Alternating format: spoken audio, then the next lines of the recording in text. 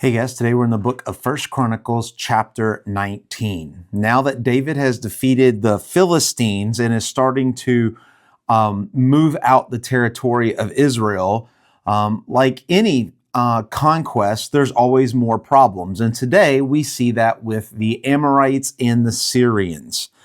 And so we see in verse 1, now, after Nahash, the king of the Amorites, died, David said, I will deal kindly with Hunan, the son of Nahash. And he sends messengers. And so this shows that even though in the last chapter, David defeated the Amorites, and the Moabites and the Machilites, he's defeated this territory. He wasn't a tyrant. He still cared about them. He still cared about their nation, their civilization.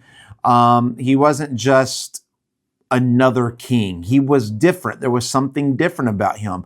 So much so that when the king of the Amorites died, he sent messengers, people to console his son. He actually cared about the son and the grief that he would be going through. But the advisors of the Amorites said to this new king, to the son of the king who just died, and he said, do you think he is honoring your father? Do you think he's doing this in order just to be nice and to send compassion?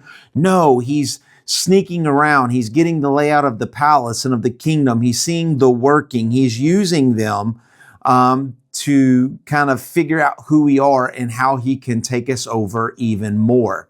And so these consultants talked the new king in, the son of the dead king, to basically to humiliate and to insult not only David, but the messengers. And so it says they shave them, which means they cut off their beards, and then they basically cut everything below their stomach off. And so basically they had to go home shaven, no beard, which means they weren't a man in Jewish customs, as well as they went home completely naked. So you can imagine this was an embarrassing part. This was a terrible thing. David tried to do something that was good. It was met with something that was horrible and offensive. But notice what David does. David hears what happened, and he tells his messengers to tell these men to remain at Jericho, which remains on the south side. Don't come back into Jerusalem. Remain on the outer skirts of Israel until your beards grow back, so that you can come back. And it's not that David didn't want to be around them. He wanted these men to still have their dignity. He didn't want them to come back. He could have easily brought these men back, showed Israel what they did to them, and used this as a catapult for Israel to basically squash and to kill the Amorites, but he didn't. He didn't care about that. He cared about the individuals more than the group, just like he cared about the son of the prince of the Amorites whose father had just died.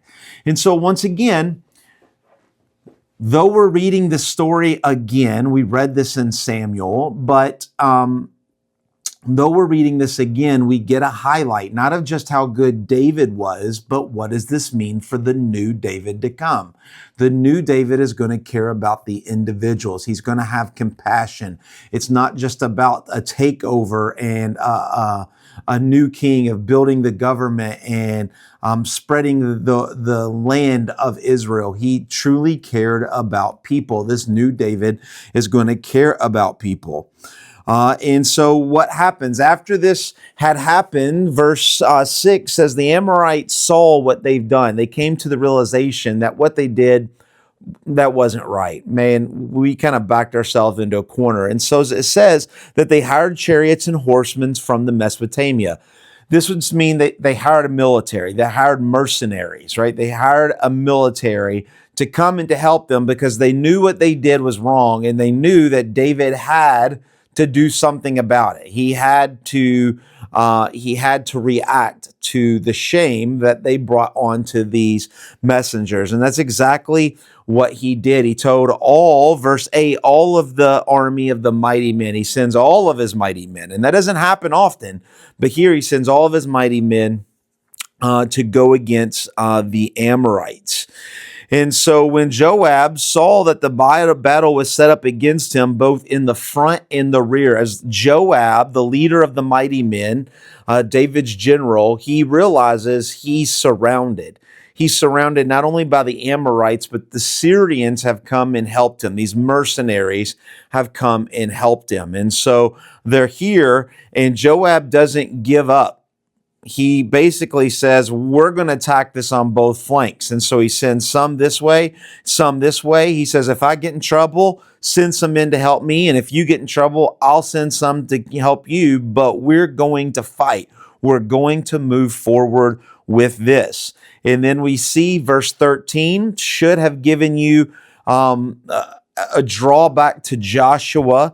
Be strong and let our strength for our people and our cities of our God, and may the Lord do what seems good to him. Some translations will say, be strong and courageous. Exactly what Moses told Joshua, exactly what the Lord told Joshua, exactly what Joshua told Israel. And now this is still being summoned many years later to be strong and to courageous. Trust the Lord, right? That's the ultimate cry out.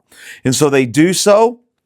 And what's interesting is in verse 14, it says that, and Joab and the people who with him drew near before the Syrians for battle, and they fled before him. We see that they don't even go into battle. They started pressing against the Syrians, and the Syrians fled, right? They ran away. And then the Amorites saw the Syrians fled, and the Amorites fled. They didn't even have to go to war. They didn't have to go to battle. They got scared and ran away. Now, they weren't just scared because they were the mighty men. Once again, this is the hand of God moving before them, changing the hearts of these warriors, of the Syrian warriors and the Amorite warriors.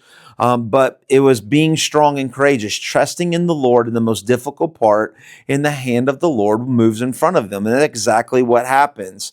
But that wasn't good enough, right? This happened, but that's not good enough. And so when the Syrians saw that they had been defeated by Israel, they sent messengers and brought out the Syrians who were brought beyond the Euphrates. They brought out more Syrians, and they come and said, no, yeah, we kind of got scared and ran away, but now we're bringing more people. We're going to stick it to the Israelis. And verse 17, and when this was told to David, he gathered all of Israel together. That means all of Israel's army, not just the mighty men, but now all of the fighting men of Israel come out. And exactly what happened before. David set the battle against the Syrians and fought against them, and the Syrians fled before Israel, but David killed the Syrians men. So they started to run, but David pursued after them and killed them, right? So the first time he let them go. But now when they come back the second, well, now we've got to teach a lesson, right? And he does this. And after they saw this, verse 19, and when the servants of Hadaezer saw that they had been defeated by Israel, they made peace with David and become subject to them. And so the Amorites, they saw what happened to Syria, and they didn't even go to war. They basically bowed down, signed a peace treaty, and said, hey, we'll serve Israel. And of course, this will break the ties of the Syrians of the north and the Amorites of the south. And so this is just a repeat of what we've read in Samuel. But once again, we're learning what the new David will be. He will be a compassionate one. He will be one that will care. He is the one that goes before them. This is that new David. This is who this new group of Israelites should be looking for as they are building the new Jerusalem, building the new temple, and being the remnant that God has called them to be. Hope that makes a little bit more sense, and we'll see you tomorrow in chapter 20. God bless.